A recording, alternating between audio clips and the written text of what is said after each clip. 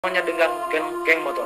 Dan di malam itu, karena mereka terdengar agak gaduh suaranya oleh pemilik rumah Ibu Nining, mereka disuruh untuk meninggalkan tempat. Sehingga kesemua mereka itu berjumlah kurang lebih ada 9 orang berpindah ke rumahnya Pak RT. Termasuk juga anaknya Pak RT, namanya Kafi.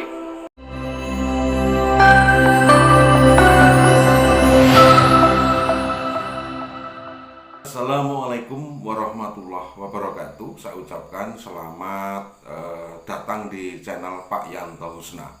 Sahabat, malam hari ini ya saya akan memutarkan sebuah video yaitu tentang para pelaku diduga bukan anggota geng motor tapi para kuli bangunan. Nah, ini sangat menarik sekali sahabat ya untuk kita simak.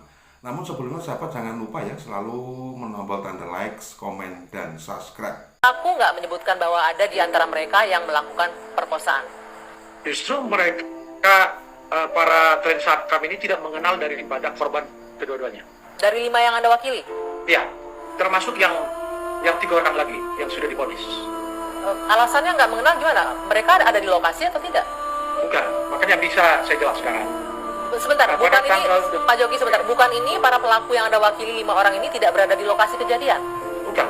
Kenapa kalau tidak ada di lokasi, kenapa bisa jadi terdakwa dan menjalani hukuman? Inilah kejanggalan yang perlu diungkap dan terima kasih kepada produser film bahwa klien kami adalah korban rekayasa hukum yang dilakukan oleh penyidik Polres Cirebon Kota. Adalah korban rekayasa hukum yang dilakukan oleh penyidik Polres Cirebon Kota. Adalah korban rekayasa hukum yang dilakukan oleh penyidik Polres Cirebon Kota. Apa buktinya Anda mengatakan ini adalah rekayasa penyidik Polres? Bisa saya jelaskan? Ya, silakan. Oke. Di malam kejadian, klien kami bersama teman-temannya itu sedang berada di sebuah gang di depan rumahnya Ibu Nining. Mereka adalah para buruh kasar, pekerja bangunan yang tidak ada hubungannya dengan geng motor. Dan di malam itu, karena mereka terdengar agak gaduh suaranya oleh pemilik rumah Ibu Nining, mereka disuruh untuk meninggalkan tempat. Sehingga kesemua mereka itu berjumlah kurang lebih ada 9 orang berpindah ke rumahnya Pak RT. Termasuk juga anaknya Pak RT, namanya Kafi. Dan di sana mereka tidur sampai besok paginya. Sedangkan peristiwa kejadian ini di malam itu juga yang jaraknya kurang lebih 1 kilometer dari tempat mereka duduk. Ini yang tidak diungkap oleh kepolisian. Itu semua punya alibi ya untuk keterangannya itu? Betul, ada saksi. Ada saksinya bahwa ini merupakan rekayasa perkara yang dilakukan oleh Polres Cirebon. Sayang sekali Pak Surawan meninggalkan diskusi kita malam hari ini terputus ya. Pak sampai saat ini meyakini bahwa anak Bapak itu bersalah.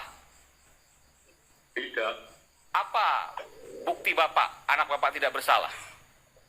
karena waktu kejadian di tanggal 27 2016 tuh anak-anak pada kumpul di rumahnya Pak RT, Pak. Pas kejadiannya, Oke. Itu ada bukti apa Pak waktu itu? ada bukti anak-anak tuh pada makan goreng-gorengan. Namanya anak buruh proyek, jadi kalau malam minggu tuh kumpul-kumpul. Oke. Pas malam kejadian itu ada di rumah Pak RT. Dengan tempat kejadian perkara jauh nggak Pak rumah Pak RT itu ke TKP tempat kejadian perkara? Ya sebelahan, Pak. Sebelahan. Oke. Berapa lama kalau jalan kaki itu Pak? 50 meteran lah. Kirain Pak.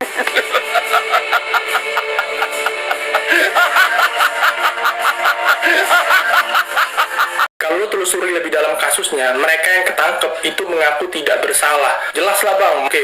Menurut pembela mereka, mereka itu mengaku bersalah setelah tidak tahan mendapat siksaan fisik dari kepolisian. Dibuktikan dengan muka mereka yang babak belur. Logikanya nih ya, logikanya. Kalau seandainya mereka disiksa habis-habisan supaya ngaku bersalah, kenapa mereka nggak sekalian aja bocorin nama teman mereka? Egi, nama lengkapnya siapa, orang tuanya siapa, tinggal di mana, punya saudara nggak, sepupunya di mana? Gue nggak masuk di akal sih. Setelah gue pikir-pikir, cuma ada 3 alasan kenapa hal itu bisa terjadi. 1, si Egi ini nggak punya rumah. Egi ini tinggal di jalan atau di rumah temennya, makanya pelaku yang udah ketangkep nggak bisa ngasih tahu di mana rumah si Egi kan. Kedua, si Egi ini nggak punya orang tua, nggak punya saudara, nggak punya sepupu, makanya pelaku yang udah ketangkep nggak bisa ngasih tahu orang tuanya di mana, sepupunya di mana, saudaranya di mana. Tiga, si Egi ini baru berteman dengan pelaku yang udah ketangkep itu beberapa hari doang, makanya si pelaku yang udah ketangkep nggak bisa ngasih tahu siapa nama lengkap si Egi. Tapi kalau menurut gua rada janggal sih, soalnya geng setahu Setahu gue ya, kalau geng itu kalau udah berencana melakukan kriminal itu pasti udah solid banget. Mereka udah tahu sifat teman-teman mereka, udah tahu habitnya, udah tahu posisi mereka dalam geng, dan nggak mungkin nggak kenal sama sekali gitu kan. Ditambah lagi kalau geng motor, masa mereka nggak punya foto selfie gitu? Secara zaman dulu kan Facebook kan pasti kalau ada momen-momen kan di foto geng pakai atribut geng gitu, masa nggak ada foto-fotonya gitu kan? Jangan. Menurut kalian gimana? Egy itu nggak punya siapa-siapa di dunia ini, nggak pernah selfie, nggak pernah ngasih tahu nama dia, atau dia anak orang yang berkuasa?